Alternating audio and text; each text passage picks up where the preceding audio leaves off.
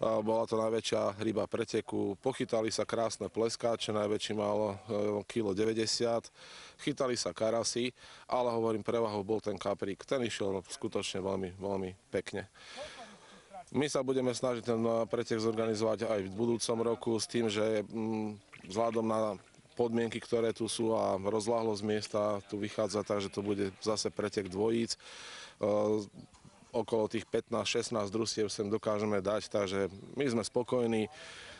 Pretek dopadol dobre, ľudia sú spokojní, my sme spokojní, takže no, chvála Bohu, že nám to tak vyšlo. Mikičku, cena uteky je tvoja, vidíš? Ja sa toho nezbavím. Ale že vraj fungel nová. Počúvaj, ale si farbu sám. Podľa mňa to vymiešaš nejaké. Daj 10 litrov palenky do hry. Áno, nalej tam šampánske, zapijeme to. Až zajtra, ak to použije. Môžeš vymiešať, nebudú bublinky.